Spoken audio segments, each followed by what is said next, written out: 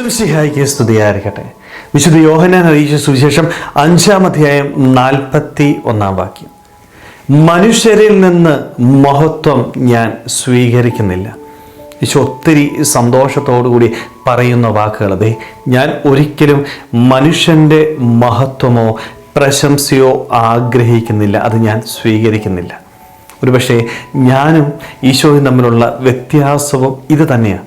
നമ്മുടെയൊക്കെ ജീവിതത്തിൽ നമ്മളെപ്പോഴും ആഗ്രഹിക്കുന്ന ഒരു കാര്യമെന്ന് പറയുന്നത് ഈ ഭൂമിയിൽ മനുഷ്യൻ്റെ പ്രശംസയും പ്രശസ്തിയും ഒക്കെയാണ്, അല്ലേ?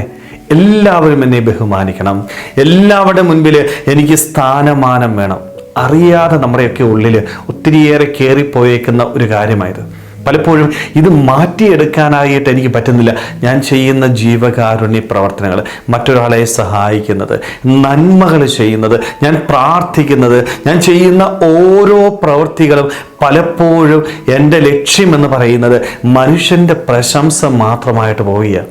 ഒരുവൻ ഞാൻ ചെയ്യുന്ന പുണ്യപ്രവൃത്തിയെക്കുറിച്ച് പറഞ്ഞില്ല എങ്കിൽ ഞാൻ എന്ത് ചെയ്യും? പിന്നീട് ആ പുണ്യപ്രവൃത്തി ചെയ്യുന്നില്ല. ഞാൻ ചെയ്യാതെ മാറി നിന്ന് കുറ്റം പറയുന്ന വ്യക്തിയായിട്ട് മാറുക. കാരണം എൻ്റെ ജീവിതത്തിൽ ഞാൻ ചെയ്യുന്ന ഓരോ കാര്യവും ഞാൻ ആഗ്രഹിക്കുന്ന എന്തിനു വേണ്ടിയാണ്? മനുഷ്യൻ്റെ പ്രശംസയും അംഗീകാരവും. ഞാനൊരു പുണ്യപ്രവൃത്തി ചെയ്തു, ഒരാളെ സഹായിച്ചു, ഇത് ഒരാളോട് പറഞ്ഞില്ല എങ്കിൽ നമുക്ക് സന്തോഷം കിട്ടത്തില്ല. ഞാൻ ചെയ്ത ആ പുണ്യപ്രവൃത്തികൾ മറ്റുള്ളവർ അംഗീകരിച്ച് എനിക്ക് സ്ഥാനമാനം തന്നില്ല എങ്കിൽ ഞാൻ ആ പുണ്യപ്രവൃത്തി അവിടെ നിർത്തും. പിന്നെ എന്തിനാ ഞാൻ ഈ പുണ്യപ്രവൃത്തി ചെയ്യുന്നത്? പലപ്പോഴും പ്രാർത്ഥിക്കുന്നത് പോലും ഇതിനു വേണ്ടിയാണ് കേട്ടോ. ഞാൻ പ്രാർത്ഥിക്കുന്നത് കണ്ടിട്ട് മറ്റൊരാൾ പറയുന്നത് അവൻ പ്രാർത്ഥിക്കുന്ന ഒരു വ്യക്തിയാണ് എന്ന്. ഇത് പറഞ്ഞില്ല എങ്കിൽ എൻ്റെ പ്രാർത്ഥന ഞാൻ നിർത്തുകയാണ്. സ്നേഹമുള്ളവരെ, പലപ്പോഴും നമ്മളൊക്കെ ചെയ്യുന്ന പല നന്മകളും ഇങ്ങനെ നിർത്തിയിട്ടുണ്ടല്ലേ. ഞാൻ നന്മ ചെയ്തിട്ട് മറ്റൊരാൾ അതിന് പ്രശംസ നൽകിയില്ല എന്ന് കാണുമ്പോൾ ഞാൻ ആ നന്മ പ്രവൃത്തി നിർത്തിയിട്ട് കുറ്റം പറയുന്ന വ്യക്തിയായിട്ട് മാറുകയാണ്. സ്നേഹമുള്ളവരെ, അതുകൊണ്ട് നന്നായിട്ടിരുന്ന് ആലോചിക്കണം. ഞാൻ ചെയ്യുന്ന ഓരോ കാര്യവും എന്തിനു വേണ്ടിയാണ് ചെയ്യുന്നത്? മനുഷ്യൻ്റെ പ്രശംസയ്ക്കും പ്രശസ്തിക്കും ബഹുമാനത്തിനും വേണ്ടിയാണ് എങ്കിൽ സ്നേഹമുള്ളവരെ, നമ്മളത് നിർത്തിക്കുക കേട്ടോ. അതുകൊണ്ട് ഒരു പ്രയോജനവും ഇല്ല. നീ ചെയ്യുന്നത് എന്തിനു വേണ്ടിയായിരിക്കണം? ദൈവമഹത്വത്തിന്. ദൈവമഹത്വത്തിന് ചെയ്യുമ്പോൾ ഒരു കാര്യം എന്ന് പറയുന്നത് എന്താണെന്നറിയാം? ആരൊക്കെ തിരസ്കരിച്ചാലും ആരൊക്കെ മാറ്റി നിർത്തിയാലും ഞാൻ ചെയ്യുന്ന ആ പുണ്യപ്രവർത്തികൾ എന്നും ചെയ്യും. എനിക്കൊരു അംഗീകാരവും കിട്ടിയില്ല എങ്കിലും എല്ലാവരും എന്നെ കുറ്റം പറഞ്ഞാലും ഒരു കുഴപ്പമില്ല, ഞാനത് ചെയ്യും. കാരണം എന്തിനാ?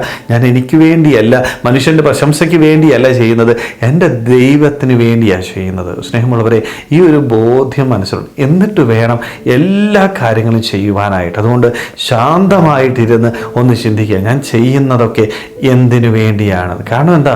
കാരണം നമ്മളെപ്പോഴും നോക്കുന്നത് ഈ ലോകത്തിലേക്ക് മാത്രമാണ്. ഈ ലോക ജീവിതത്തെക്കുറിച്ചുള്ള ഒരു ചിന്ത മാത്രമേ നമ്മുടെയൊക്കെ മനസ്സിലുള്ളൂ. കാരണം ഈ ലോകത്തിനപ്പുറം എനിക്കൊരു ജീവിതമുണ്ട്, എനിക്ക് ദൈവരാജ്യമുണ്ട് എന്ന് ചിന്തിക്കാനായിട്ട് എനിക്ക് പറ്റുന്നില്ല.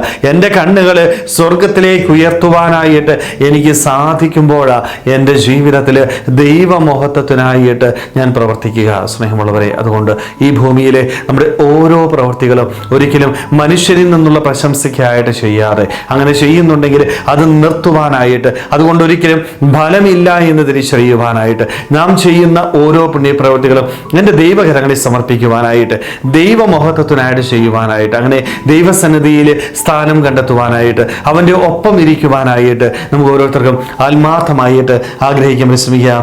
ദൈവം നമ്മളെല്ലാവരെയും സമൃദ്ധമായിട്ട് അനുഗ്രഹിക്കട്ടെ. ആമേൻ.